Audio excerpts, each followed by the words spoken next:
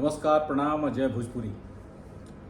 आज फिर हम हाजिर बनी भोजपुरी के एगो किताब लेके। उम्मीद बाटे कि अरुआ सब भोजपुरी किताबिन के सीरीज के देखत होकर। तो बात आज के किताब के भोजपुरी के एगो कालजयी रचनाकार भइनी, जिनकर गीत कविता मूल रूप से वाचिक परंपरा के बुनियाद पर बरियार भई। बाकी समय के साथ ही वहां के भोजपुरी साहित्य जगत के करेजा बन गई। कहल जाला कि भाषा के निर्माण में चाहे भाषा खातिर जो शब्द के जरूरत पड़ेला, वो शब्द के निर्माण में भौगोलिक स्थिति, सामाजिक स्थिति और प्रकृति के बहुत बढ़न योगदान बाटे। कुछ ऐसा ही ए भोजपुरिया माटी के रचनाकार के रचनन के निर्माण भइल। माटी में, प्रकृति के कोरा में भोजपुरिया जौन भूगोल बाटे ओकरा अकवारी में यह रचनाकार के रचनन के निर्माण संरचना रचना भई। तब रुआ सब सोचत हो कब कि हम केकर बात करते नहीं जी। हम बात कर रहल बानी राम जीवन दास बावला जी के।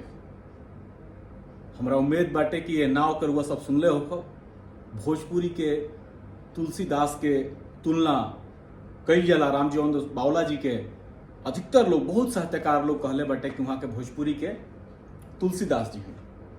तो आज की किताब उन्हें पर, किताब के नाम हो गीत मंजरी।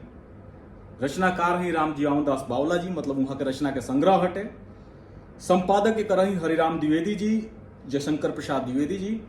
प्रकाशक सर्वभाषा ट्रस्ट हटे, नई दिल्ली। प्रकाशन वर्ष हटे 2001। ई किताब रुआ यदि कीन नहीं सकत तो ई ठेहा भोजपुरी साहित्यांगन पर पढ़े के मिल जाए। अब जौन कि हम हमेशा अपना किताबिन के वीडियो में कहनी, एह किताब के काहे पढ़ल जाए, आखिर का खास बात बाटे ये किताब में जौना के पढ़ल जाए। तो पहला बात, नया किताब हटे, 2021 के प्रकाशित किताब है। भोजपुरी में नया किताबिन के पढ़ल आज के समय में जरूरी बा। रुआ सब पढ़ब, कीन के पढ़ब, तब प्रकाशक लोगन के भी खुशी होई, उन लोग के व्यवसाय भी चली, आ लेखक लोग जो लिखत आ संपादन करत आटे वो लोगन खातिर भी बढ़िया होई। तो ऐसे एकरा अलावा, मतलब जोन बिजनेस के जोन ट्रेंड बाटे, व्यवसाय के ट्रेंड बा, एकरा अलावा रउआ वर्तमान में जोन भोजपुरी में लिखा रहल बा ओकरा पर अप टू डेट रहो। दूसर का किताब के दावा बा कि एमे बावला जी के ओह गीतन के संकलन बा जवन बावला जी के रहला में छप ना सकल। बावला जी के एगो किताब बिया गीत लोक, ओह किताब पर बाद में चर्चा होई। बाकी गीत लोक में जोन रचना प्रकाशित ना हो पावल, ओह रचनन के संग्रह हटे गीत मंजरी। तो राम जीवन दास बावला जी के ओह रचनन से राउर परिचय हुई जौना के रुआ गीत लोक में ना पढ़ले हो।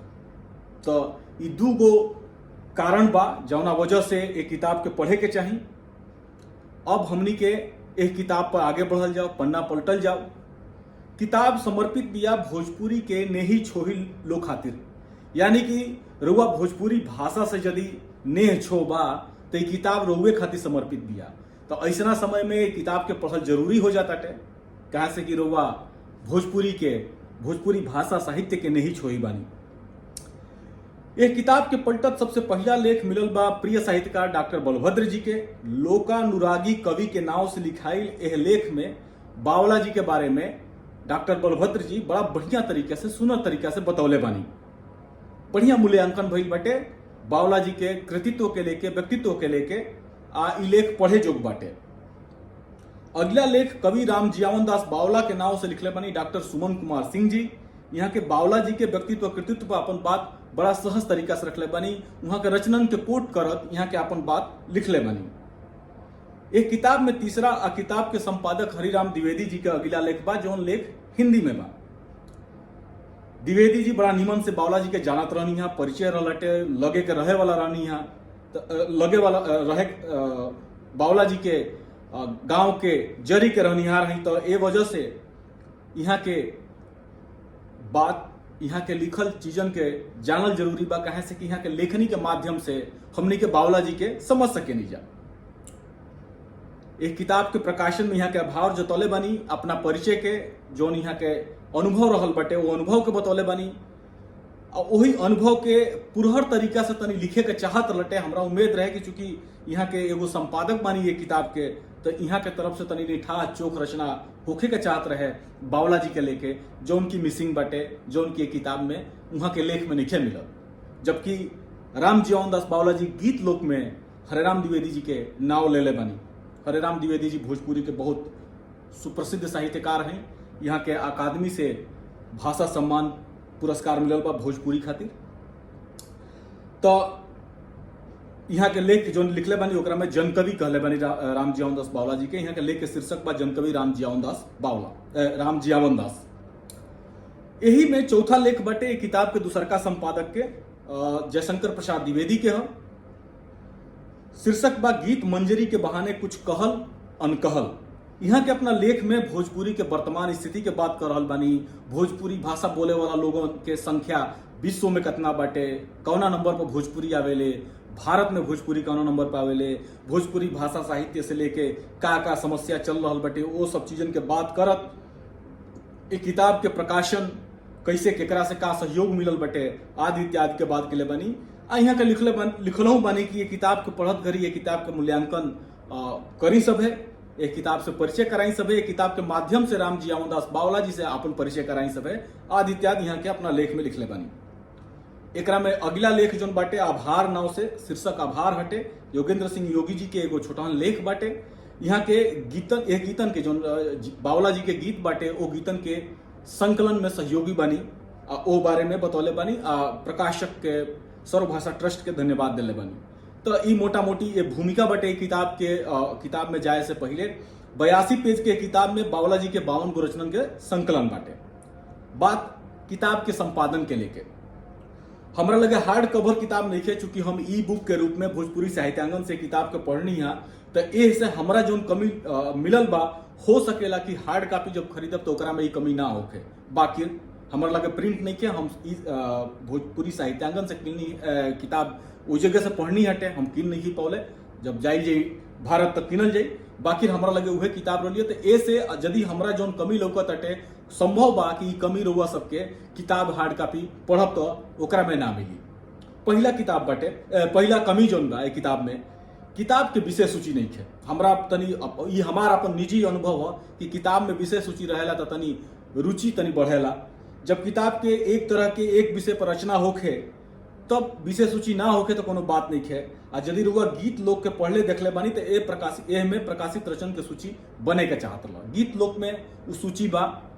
अब ई काहे सूची बने के चाहत लटे एकर अगला जोन बिंदु बा, हमारा अगला जोन बात बा, भगवान राम, भगवान कृष्ण, महादेव, किसान, सामाजिक समस्या, भ्रष्टाचार, समाज आदि इत्यादि से जुड़ल गीत जोन बाटे एक किताब में बाटे।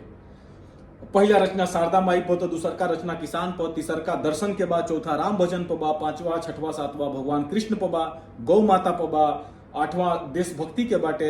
यही तरह चलत चलत अंत में जाए तो फिर से भगवान राम के, दर्शन के, सामाजिक आदि इत्यादि के रचना बाटे। तो ई बहुत स्क्रम्बल टाइप के बाटे, छितराइल जैसे बाटे। विषय सूची नहीं है, क्रम नहीं है, आ ना एकरा के ग्रुपिंग कईल गइल बा।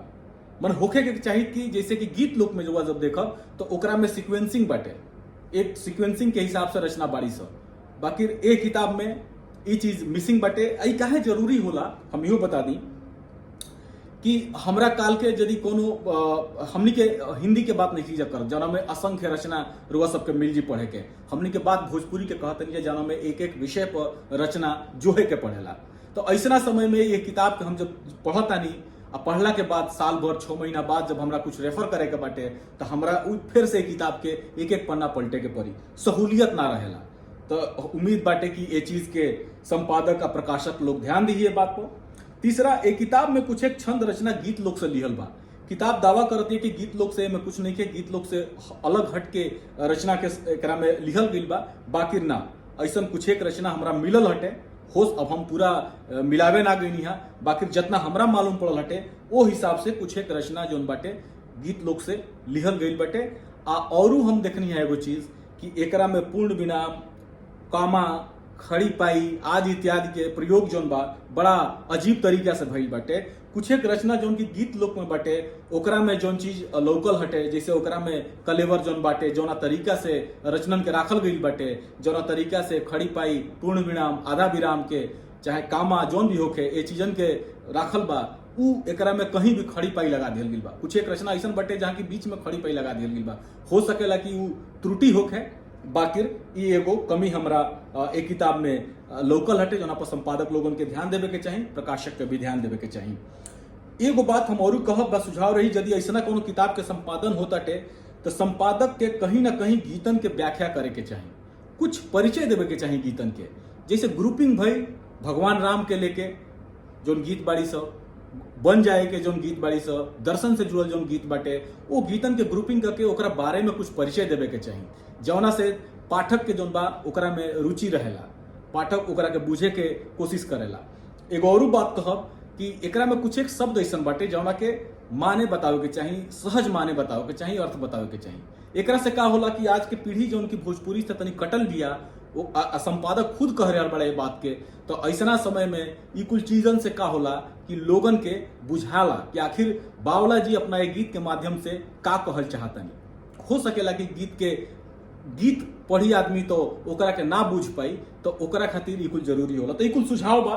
बावला जी के रचनन के बातें निराला बाटे। किताब के कंटेंट पर यदि हम बात करी तो बावला जी के कोनो रचना पर अंगुरी उठावल हमरा बस के बात नहीं खे। वहाँ के गीतन के पढ़त रुआ गुनगुनाए लगब, आम जन के आवाज हटे, भाव हो, ऐसा वहाँ के गीतन में लागेला।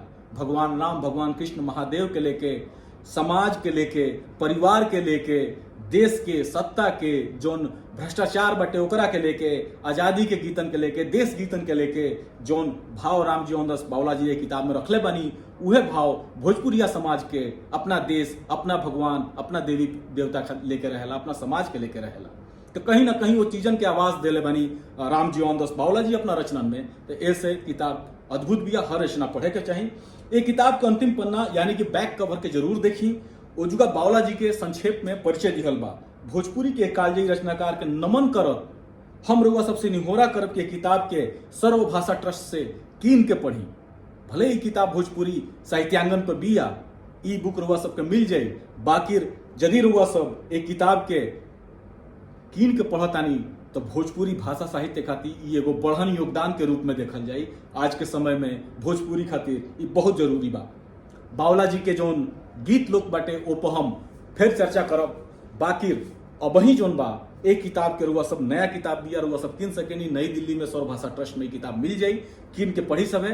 यदि किने में असमर्थ बानी, विदेश में बानी कहीं पर जहाँ पे किताब किन ना पाई, चाहे जोन भी कारण होके, तो ऐसा समय में भोजपुरी साहित्यांगन से एक किताब के पढ़ सकेनी। तो आज बस अपने एक किताब के बारे में हम फिर हाजिर होकर भोजपुरी के कोनो किताब के लेके। तब तक रुआ सब ए वीडियो के देखी, इजाजत दी। धन्यवाद, प्रणाम, जय भोजपुरी।